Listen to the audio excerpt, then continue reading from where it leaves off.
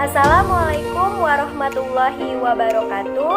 Perkenalkan, saya Lailatul Husna Aulia, mahasiswi UIN Sumatera Utara Medan, jurusan Ilmu Komputer Fakultas Sains dan Teknologi semester 2. Yang terhormat, Ibu dosen saya, Ibu Junaida MPD. Di video kali ini saya akan memaparkan materi tentang ejaan bahasa Indonesia dan tanda baca. Jika kalian suka, jangan lupa di like, subscribe, and comment. Baik, langsung saja kita mulai. Simak videonya sampai habis ya. Yang pertama, apa itu ejaan bahasa Indonesia atau EBI? Sebelumnya saya akan menceritakan sejarah bahasa Indonesia terlebih dahulu. Bahasa Indonesia ini sudah ada sejak zaman dahulu dan diresmikan pada tahun 1928, tepatnya pada tanggal 28 Oktober tahun 1928, yang mana kita kenal dengan Hari Sumpah Pemuda. Sejak saat itu bahasa Indonesia resmi menjadi bahasa nasional Indonesia. Namun, sebelum menjadi bahasa yang baik dan benar, bahasa Indonesia ini beberapa kali mengalami perubahan sistem ejaan. Berdasarkan Peraturan Menteri Pendidikan dan Kebudayaan Republik Indonesia Nomor 50 Tahun 2015 tentang Pedoman Umum Ejaan Bahasa Indonesia, EBI pun resmi berlaku sebagai ejaan baru bahasa Indonesia. Jadi, ejaan bahasa Indonesia atau EBI adalah ejaan bahasa Indonesia yang berlaku dari tahun 2015 sampai saat ini. Selanjutnya kita masuk ke perkembangan ejaan bahasa Indonesia dari zaman dahulu sampai sekarang. Yang pertama, pada tahun 1901 itu ada ejaan Van Ophusen. Ejaan ini disusun oleh orang Belanda yang bernama Charles Adrian Van Ophusen. Namun, ejaan ini pada tahun 1947 tergantikan oleh ejaan Suhandi. Nama penyusunnya adalah Mr. Raden Suhandi. Ejaan ini juga dikenal sebagai ejaan Republik.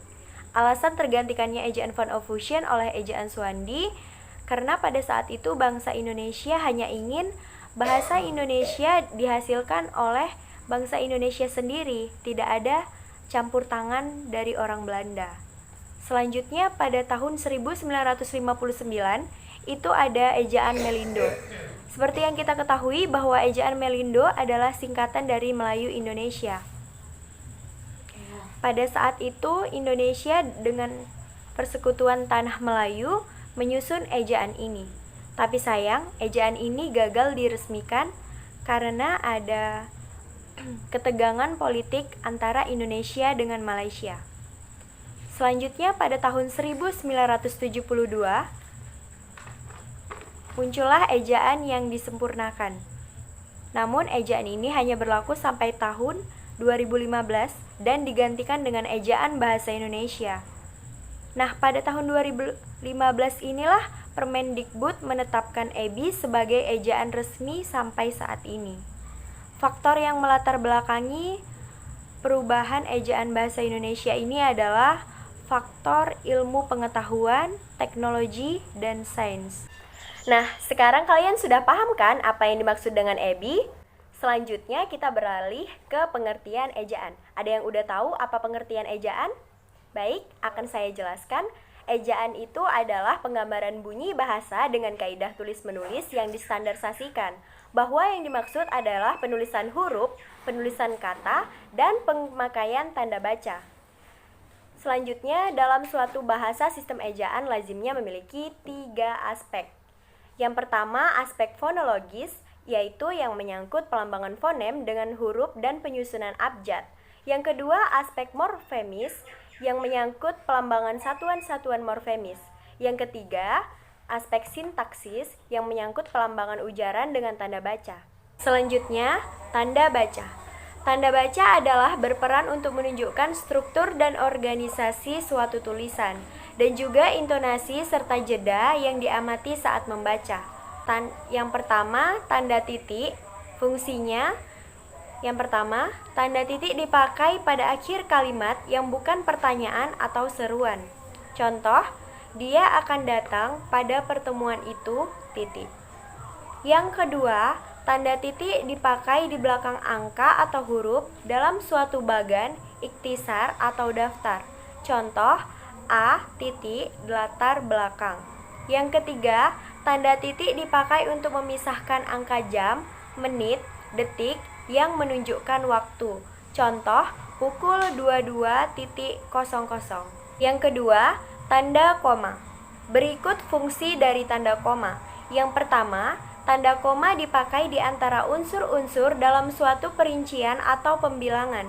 Contoh, Tasya membeli apel, pir, dan mangga. Yang kedua, tanda koma dipakai untuk memisahkan anak kalimat dari induk kalimat jika anak kalimat itu mendahului induk. Contoh, jika tempatnya terlalu sempit, kita tidak akan gunakan tempat itu. Contoh yang ketiga, tanda koma dipakai untuk memisahkan petikan langsung dari bagian lain dalam kalimat. Contoh, baiklah, jawab Pak Eko. Segera akan saya kerjakan hari ini. Yang ketiga, titik koma. Fungsinya adalah tanda titik koma dipakai untuk memisahkan bagian-bagian kalimat yang sejenis dan setara. Contoh, waktu hampir habis, titik koma, tugas masih belum selesai. Contoh lainnya, tanda titik koma dipakai sebagai pengganti kata hubung untuk memisahkan kalimat yang setara dengan kalimat majemuk. Contoh, ibu membeli sayuran di pajak, titik koma, ayah sibuk bekerja di kantor. Yang keempat, tanda hubung. Fungsi dari tanda hubung. Yang pertama, tanda hubung dipakai untuk merangkai unsur bahasa Indonesia dengan unsur bahasa asing. Contoh, di backup. Yang kedua, tanda hubung digunakan untuk menyambung bagian-bagian tanggal dan huruf dalam kata yang dieja satu-satu. Contoh, 120802. Selanjutnya, tanda hubung dipakai untuk menyambung unsur kata yang berulang. Contoh, anak-anak, kuda-kuda.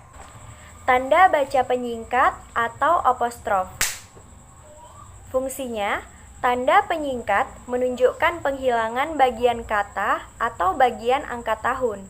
Contoh, malam lah tiba. Tanda baca selanjutnya adalah tanda tanya. Fungsinya menanyakan sesuatu. Contoh, kapan Benny pergi ke Jogja?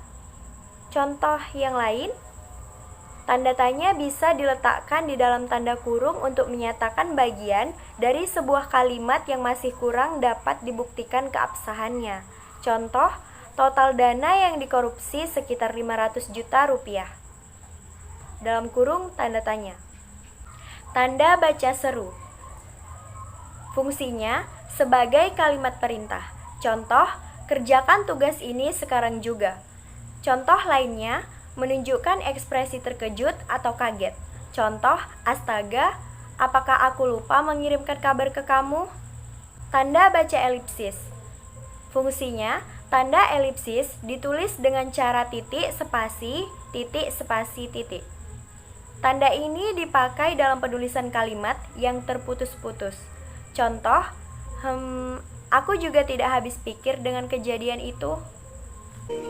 Baiklah, sekian dari video penjelasan saya. Jika ada yang kurang, saya mohon maaf. Jangan lupa di like, subscribe, and comment. Sekian, terima kasih, dan Assalamualaikum warahmatullahi wabarakatuh.